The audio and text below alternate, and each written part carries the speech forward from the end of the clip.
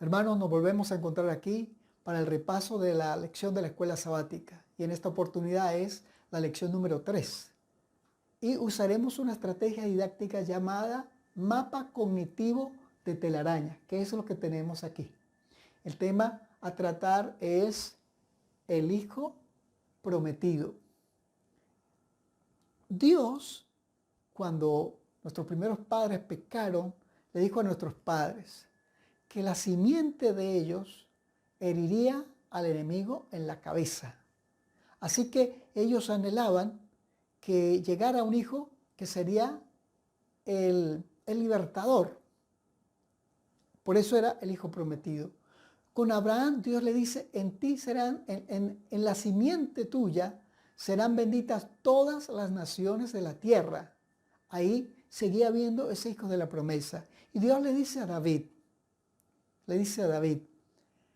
que en el trono se sentaría uno que reinaría para siempre. Y a través del profeta Isaías, en el capítulo 7, en el capítulo 9, dice, la Virgen tendrá un bebé, el cual se llamará Emmanuel. ¿Recuerdan esa parte? Y en el 9 dice, se le llamará Dios eterno, príncipe de paz. Ese era el hijo prometido. Así que cuando Jesús viene al mundo, se habría de cumplir, porque Jesús era el hijo de la promesa. Lo que nadie sabía es que quien vendría sería Dios mismo, Jesucristo, la segunda persona de la divinidad. Muy bien, en el libro de los Hebreos, en el cual nos concentraremos ahora, el capítulo 1, dice allí, y vamos a leer del 1 al 5 durante la lección, pero leeremos ahorita el primer verso que dice, Dios, habiendo hablado muchas veces y de muchas maneras en otro tiempo a los padres por los profetas, en estos últimos días nos ha hablado por el Hijo, en estos últimos días. Cuando Pablo se está refiriendo a eso, cuando dice de estos últimos días, implica que todas las promesas que Dios había hecho en el Antiguo Testamento se estaban cumpliendo. Y la que más se cumplía pues es Jesús había venido. Y las promesas del Antiguo Testamento, una por ejemplo decía que en Números 24, Balaán está hablando, escribiendo, dice que se levantará uno que someterá a los enemigos de Israel, en este caso a Moab, pero también a todos los enemigos. Esa era una promesa y ahora se comenzaba a cumplir. También otra cosa es que el enemigo comenzaría a ser no solo combatido, sino destruido. Ahí está en Juan 13, dice, el enemigo fue echado fuera. Y eso lo hizo el Señor Jesucristo. Entonces por eso se dice, en estos últimos días, desde allí hasta que Jesús venga por segunda vez. Entonces podríamos decir que los últimos días incluye desde que Jesús comience su ministerio hasta cuando venga por segunda vez. Esos son los últimos días, que no tiene que ver con el tiempo del fin. Son dos cosas distintas. Muy bien. Luego, ahí dice que en estos últimos días nos ha hablado por el Hijo. Dios siempre habló. Dios habló a nuestros primeros padres, después hablaría a Abraham, luego Dios hablaría a Moisés y sacaría un pueblo y a través de Moisés les habló, luego les habló a través de los profetas. Pero ¿sabe? Llegó un día cuando ya Dios no habló más, ya Dios no dio visión, Dios no dio sueños, en consecuencia no habían profetas que tuvieran revelaciones. Y eso ocurrió en el tiempo de Malaquías, quien vivió en el siglo IV antes de Cristo, en el tiempo de Esdras y Nehemías, más o menos a eso del el año 432 al año 404 antes de Cristo. Ahí se terminó la revelación y ahora, 400 años después, Dios hablaría a su pueblo y a la humanidad por su Hijo, por nuestro Señor Jesucristo. Jesús es la máxima revelación de Dios. O sea, Dios, a medida que fue llevando a este mundo, le fue hablando y le iba explicando las cosas. Pero cuando Cristo viene, Jesús es la máxima revelación de Dios. O sea, Jesús es el mensaje hablado. El verbo fue hecho carne para entender a Dios. ¿Bien? Jesús, cuando vino, se convirtió en la llave que abría las incógnitas o las cosas oscuras aparentemente del Antiguo Testamento. Cuando aquellos hombres iban caminos a Emaús y luego se sentaron con aquel que los acompañaba, que era Jesús, y ellos no sabían, dice que les abrió las escrituras, Moisés y los profetas, y ellos se dieron cuenta, sí, que las escrituras hablaban de Jesús. Bueno, porque Jesús, siendo la máxima revelación de Dios, hablándonos de Dios, lo que hizo fue traer luz plena al Antiguo Testamento. Y otra cosa más, lo dice Hebreos 6:30, que Jesús es nuestro representante y salvador. Verso 20 es la cita. De esta forma, Dios nos va mostrando que su Hijo prometido iba cumpliendo todas las promesas que se habían hecho. Bueno, ahora vamos al verso número 3 de Hebreos, el capítulo 1. En el verso 3 dice, Él, refiriéndose a Jesús, que es el resplandor de su gloria y la imagen misma de su sustancia. Jesús es la gloria de Dios, la imagen de su sustancia. ¿Qué es lo que está diciendo con esto? Bueno, Jesús no solo es la revelación de Dios, sino que Jesús muestra el carácter de Dios. Por mucho tiempo la gente o el mundo antiguo vio a Dios como alguien que era sanguinario. No era así, pero el enemigo había hecho esa idea. Entonces, cuando Jesús viene, la vida de Jesús, el carácter de Jesús, era para mostrar cómo era Dios. Que era un Dios de amor, un Dios que se compadecía de los que sufrían. Recuerda cuando los discípulos le preguntan a Jesús viendo al ciego, Señor, ¿quién pecó, este o sus padres? Porque tenían la idea que Dios era un Dios castigador. Y Jesús sana a este hombre. Jesús le da la vista. Entonces, Jesús nos viene a mostrar a través de su vida cómo era Dios. Dios el Padre, un Dios de amor. Jesús dice es la exactitud de Dios, la esencia de Dios, porque Jesús es Dios. Dios Padre, Dios Hijo. Y otra cosa más, Jesús reveló el carácter de Dios, un Dios de amor, un Dios de compasión, un Dios de misericordia, que ama a la humanidad.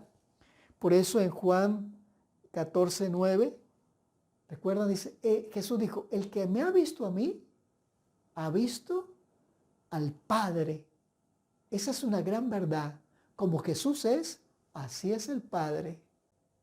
Vamos ahora al verso número 2 de nuevo, porque dice algo interesante allí en Hebreos. Dice, en estos últimos días nos ha hablado por el Hijo, a quien constituyó heredero de todo y por quien asimismo hizo el universo. Cuando tenemos esto aquí, dice, hizo el universo, Dios y Jesucristo hicieron el universo. Una cosa que uno no alcanza a captar la grandeza de esto.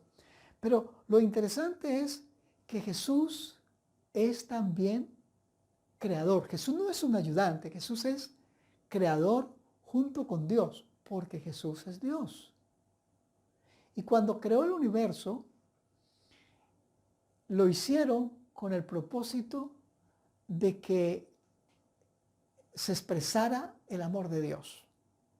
Porque Dios no puede vivir solo, no tendría sentido.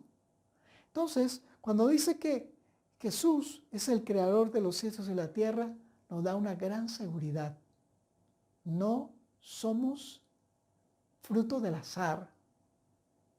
Dios sabía que nosotros apareceríamos en la tierra y nos dio la opción de la salvación.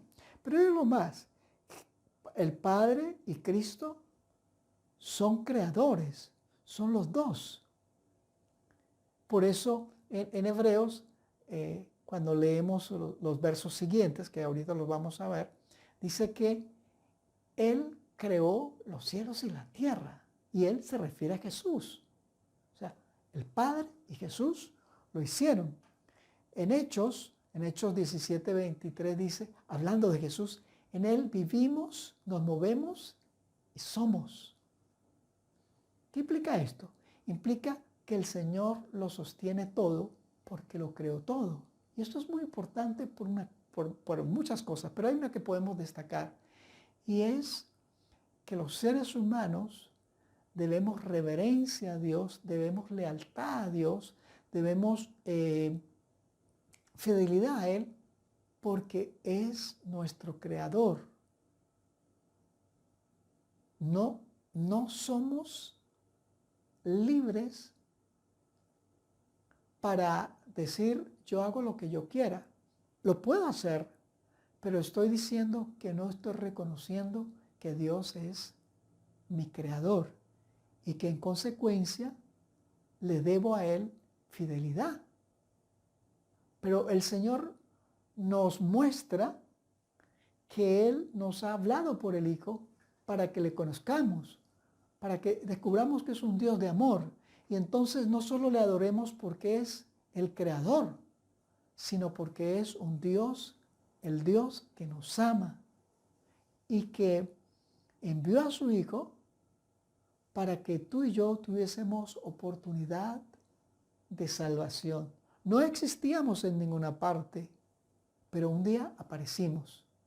Pero cuando aparecimos, ya Dios había hecho el plan para salvarnos si nosotros le reconocíamos como nuestro creador, como nuestro sustentador y como nuestro salvador. Vamos ahora a la quinta parte y leamos Hebreos, el verso 5 del capítulo 1. Dice, ¿a cuál de los ángeles dijo Dios jamás, mi hijo eres tú, yo te he engendrado hoy? Ni tampoco, yo seré un padre para él y él será un hijo para mí. Con esto estamos hablando que aquí la idea es que como que Dios hubiese engendrado a Jesús. Pero en el contexto de este verso, por ejemplo, la última parte dice, es la promesa que Dios le dijo a Salomón. Tú serás mi hijo y yo seré tu padre. Pero Salomón era hijo de David. Pero lo que está hablando es un proceso de adopción para darle legitimidad al reinado de Salomón.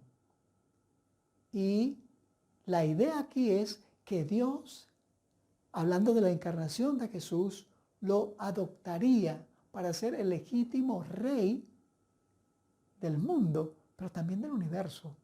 ¿Sí? Es interesante. Pero también dice, ¿a qué ángeles le dijo Dios algo así?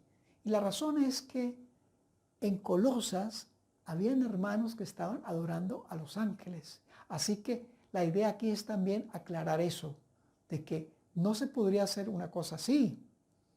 Y entonces Pablo trata de mostrar la grandeza de Jesús, que a ningún ángel Dios le había dicho que le adoraran.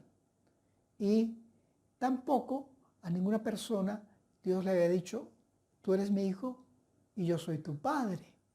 Con estas dos cosas importantes se nos habla de la legitimidad que Jesús tenía para el pueblo de Israel de ser el rey, en este caso del reino espiritual, el reino de la gracia. Bueno, Otra cosa importante es que cuando Dios adoptaba a un rey de Israel, era una forma también de convertirlo en un protegido y heredero. Y eso para nosotros es muy valioso. Por eso es que Pablo dice que somos coherederos con Cristo, porque lo que Cristo ganó en la cruz del Calvario, hoy nos pertenece por gracia. Y otra cosa importante, cuando un rey israelita habría de iniciar el reino, era importante que tuviera la legitimidad de Dios. Y la forma de hacerlo era que Dios le adoptaba como hijo. Esa es la idea que el apóstol Pablo quiere expresar aquí. Y la última es que Jesús ha existido desde siempre. Si nosotros vamos a Hebreos, el capítulo 13, el verso 8 dice, Jesucristo es el mismo ayer, hoy y por los siglos. Jesús es eterno porque es Dios. Dios el Padre, Dios el Hijo, Dios el Espíritu Santo. Ellos crearon el universo y también crearon el plan de la salvación para que tú y yo tengamos la opción de perdón, de sanidad, de transformación y mañana la vida eterna. Qué maravilloso es que Dios nos haya prometido desde el Edén hasta que Jesús vino, cuando Jesús vino por primera vez, que vendría un libertador, que en él serían benditas todas las naciones de la tierra, y hoy el evangelio es esparcido por el mundo, y que se sentaría en el trono para siempre. Jesús un día también será el gobernante supremo de este planeta, donde ya no habrá mal y donde Jesús quiere que tú y yo estemos. Agradezcamos a Dios y les invito a orar. Padre que estás en el cielo, gracias porque en Jesucristo nos has traído salvación.